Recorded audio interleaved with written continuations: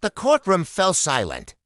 A judge, peering over his glasses, brought the gavel down with a final, echoing thud.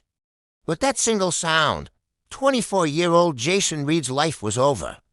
He was sentenced to life in prison for a murder he swore he did not commit.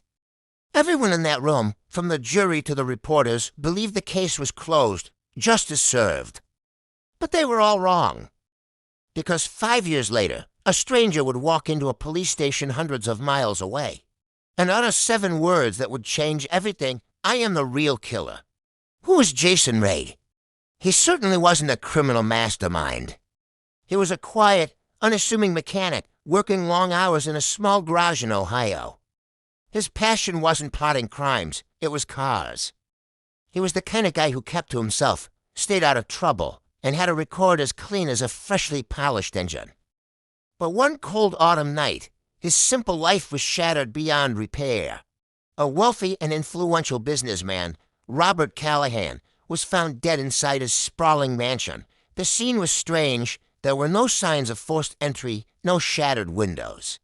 No indication of a robbery. It was as if the killer had been invited in, but investigators found one crucial piece of evidence, a single, clear fingerprint on a drinking glass placed near the body. And that fingerprint belonged to Jason Reed. For the police, that was all they needed.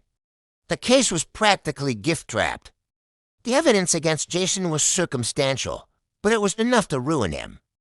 During questioning, Jason was honest. He told them he had been to the mansion 2 weeks earlier to repair Robert Callahan's luxury car. He admitted to being inside the house, but he swore he left that evening without any incident.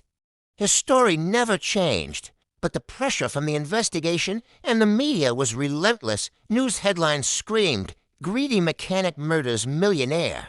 The public narrative was set, and people bought it completely. His world crumbled. His girlfriend, unable to handle the public shame and the whispers, left him. His friends, people he'd known his whole life, stopped answering his calls and vanished. Even some of his own family members began to look at him with doubt in their eyes. The isolation was a prison before the prison. In the courtroom, the prosecution painted a devastating picture. They portrayed Jason as a jealous, resentful young man, envious of Callahan's wealth and desperate for a taste of the high life. They argued he saw an opportunity and took it. It was a compelling story, even if it wasn't true.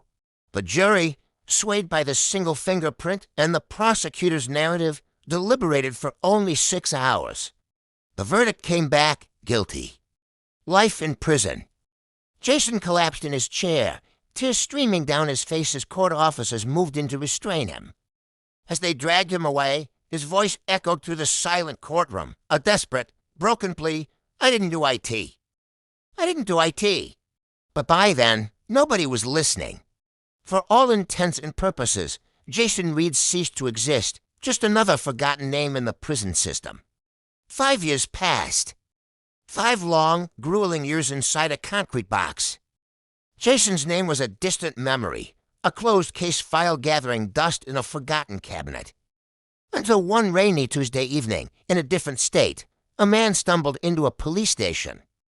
He was trembling, his face pale and slick with a mixture of rain and sweat. He looked haunted, exhausted, like a man carrying an unbearable weight. His name was Daniel Hayes. He approached the front desk, took a deep, shaky breath, and said something that sent a jolt through the quiet station. I killed Robert Callahan.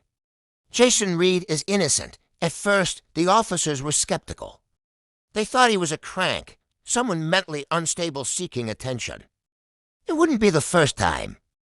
But then Daniel started talking. He described details of the crime scene that were never released to the public. He knew the exact position of Robert Callahan's body. He knew about a hidden safe concealed behind a painting in the study. He even repeated the exact, chilling words Robert had said to him moments before he died. The officers exchanged stunned looks. This was real. They had no choice but to reopen the case. And what they uncovered next was more terrifying than a simple murder. The truth was a dark, tangled web of secrets and lies. Daniel Hayes had been Robert Callahan's secret employee, his right-hand man in a world of illegal business dealings. We're talking about massive-scale money laundering, bribes to powerful officials, and a network of hidden offshore accounts. Callahan wasn't just a wealthy businessman. He was a powerful criminal. On the night of the murder, Daniel and Robert had a furious argument over money. Robert felt Daniel was becoming a liability and threatened to expose the entire operation, which would send them both to prison for a very long time. Daniel panicked. In a moment of pure, adrenaline-fueled fear, he grabbed a heavy glass paperweight from the desk and struck Robert. Once, then twice. Robert Callahan fell to the floor dead. Terrified, Daniel frantically tried to clean up the scene, to wipe away any trace of his presence. But in his haste, he made a critical mistake. He missed one thing: Jason's fingerprint on a glass left there innocently from his visit weeks before. When the news broke and Daniel saw that Jason had been arrested, a wave of relief washed over him. He had a scapegoat. He stayed silent, watching from the shadows as an innocent man's life was destroyed. But the guilt was a cancer.